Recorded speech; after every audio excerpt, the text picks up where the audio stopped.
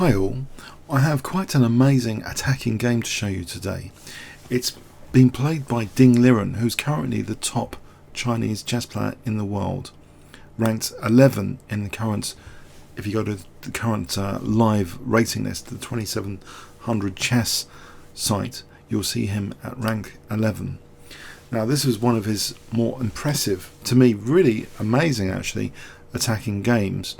It was played in 2012 in the Chinese Chess Championship in China, and his opponent was Lu Shanglei, 2514. Ding Liren at this time was 2660. Let's see what happened. Knight f3, knight f6. We have c4 e6, and you might think calm waters this opening. Queen's gambit decline, pretty solid for black. Nothing too spectacular. Shortly it's e4 openings which have carnage and aggression. Knight c3. Now if black wanted to play super solidly and not risk giving white too much dynamic play, perhaps c6. This is the most often used move in the position, but black took on c4 here, and we have e4, bishop b4, and now with this pin black is actually threatening. This is like the Rogozin defense. Black is threatening knight takes e4, and the most common move in live book is actually to play bishop g5. This is like nearly 1500 games, but a much rarer move, but still very interesting, which has been played about 100 times now, is bishop takes c4. So white is offering a central pawn, so as a kind of gambit in the Rogozin system. You might think, well, a centre pawn is very important. If you lose your centre pawn, central control is often at risk. So black was very tempted to take here. So he did take here, and what is the actual punishment?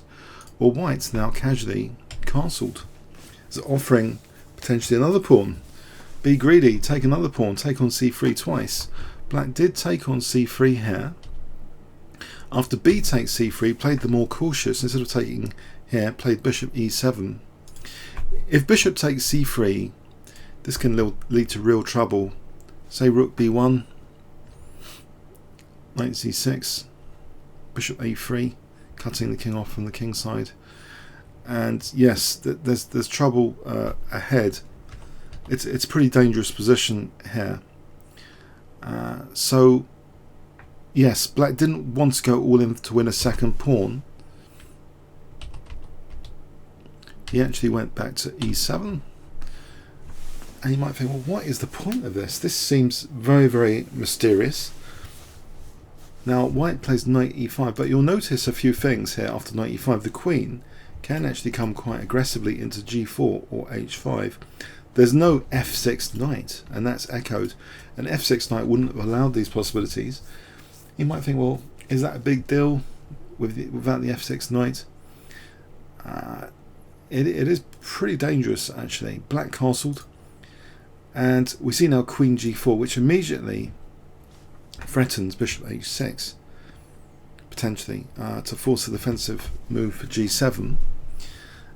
Black wasn't too concerned here. If he tries to lash out with f5, he's weakening e6. Maybe the queen just retreats, and that structure is pretty horrible actually. White's got enough compensation here just positionally.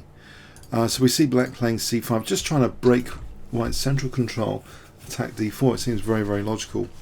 We have bishop h6, threatening mate, bishop f6, and now the move bishop d3.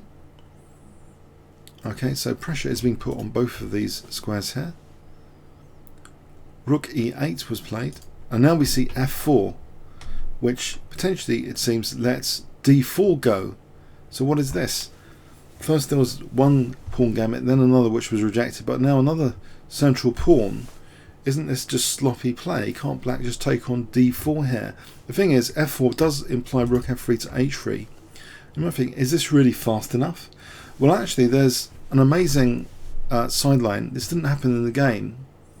Black played g6 in the game, and you might think, well, why not just take on d4? White's also weakened this diagonal. Let's have a quick look. C takes d4. There's a brilliant idea here. If I give you 5 seconds, you might want to have a look at this position anyway. and come back to play the video, but if I give you 5 seconds now to have a look, what would you play with white?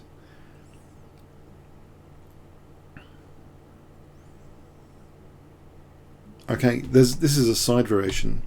A double bishop sacrifice is possible. This is crazy stuff. For example, bishop takes, check, and the black king is stripped bare, and now rook f3, and there's no immediate check on d4 or anything. This is a real problem for black. His resources are over here and not around his king, and white's attack is actually leading to a win here by force, it seems. So f4 is pretty dangerous.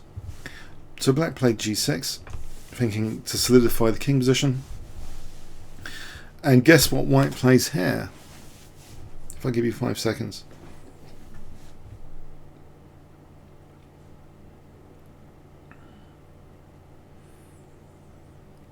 Okay, white undermines this defensive pawn chain in great style. First the bishop sack, well, bishop, and now a knight sack, clearing away all of black's defensive pawns around the king. And there's a key move here which makes this whole thing work absolutely beautifully. Really a good move. There is a secondary good move, but it's not as good here, but there's a really key move in this position which accelerates the attack massively. If I give you 5 seconds, what would you play in this position?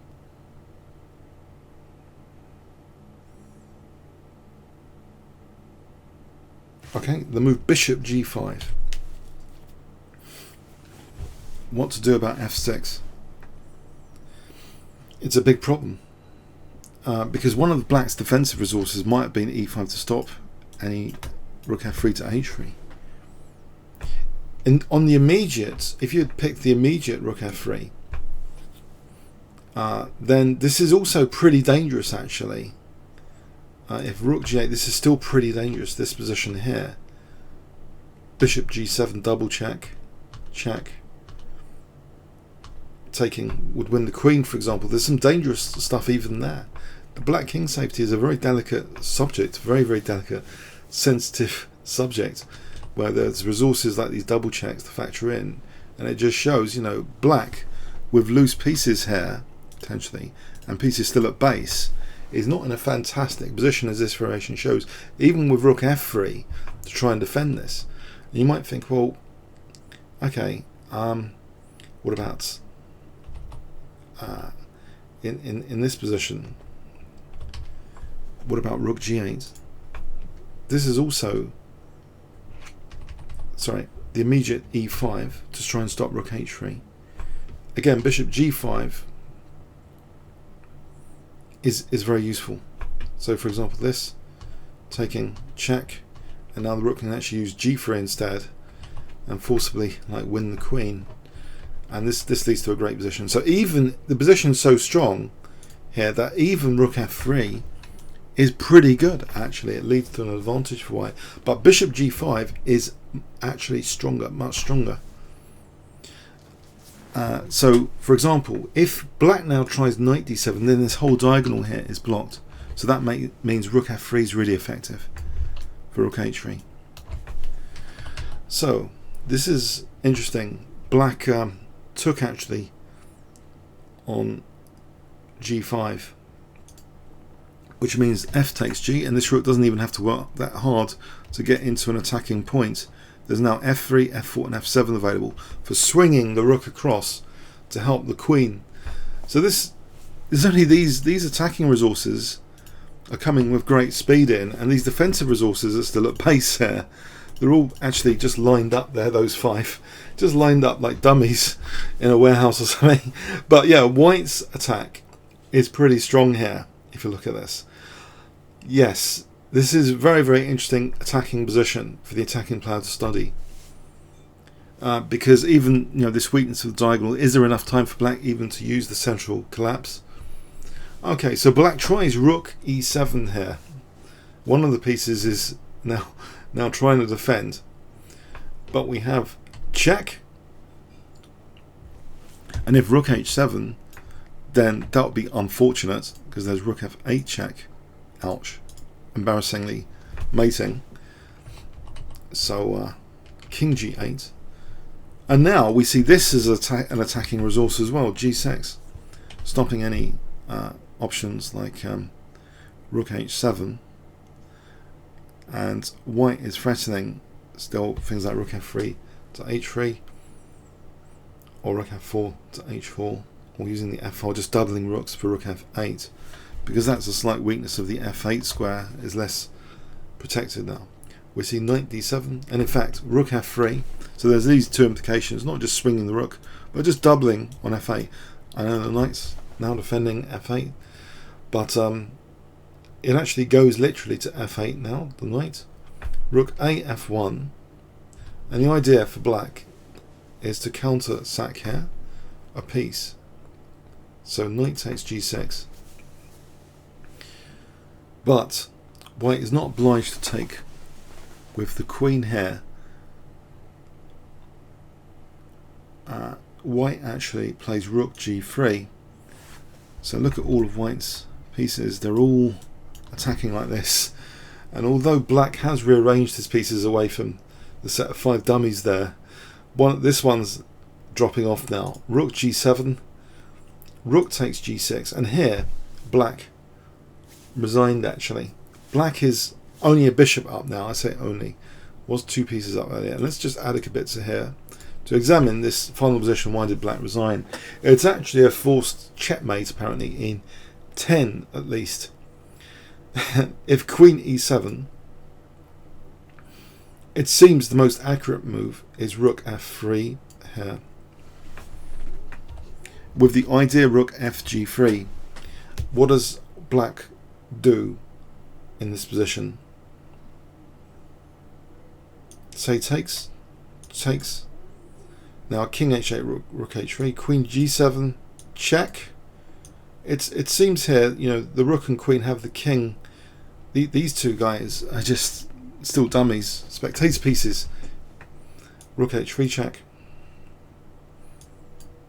check, and mate. As an example, yes, it's pretty nasty here. So Queen E7 is not particularly great try in this position. If we just have a look at this again, now, instead of Rook takes G6, you might consider B6. What is white actually doing? Rook H3 threatens now Queen H8 check, and then taking on G7.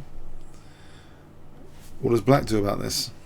Say Queen F8, trying to resourcefully defend. Then this is actually still enough to win anyway. Yeah, Rook F3 check, clear out. You can see the clear out begins. Ouch. It's just an absolutely crushing position. Yes, there's spectator pieces on the queen side which really don't help things in this position. So you can start to see that black is pretty defenseless here. Sort of Queen E7, you might think Queen C7, is that any real difference? Not really, still Rook F3. And the basic idea remains, you know, Rook Fg3 or Rook H3. If E5 say, there's also, as well as Rook Fg3, there's even this, in this position, there's even Rook F8 check, Queen H8 check, and this is pretty murderous, this position.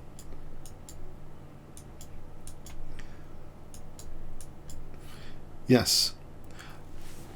So I just think that's a stunning attacking game. Maybe many may not consider it an immortal game on the grand scale of immortals, but for Ding Liren I consider it one of Ding Liren's immortal games, and shows, you know, really dynamic, aggressive play.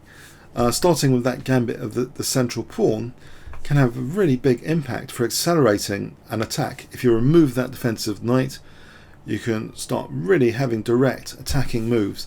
This for me is the great fun of attacking chess, king's crushing chess, you could call it. So I hope you enjoyed that. Comments or questions on YouTube. Thanks very much.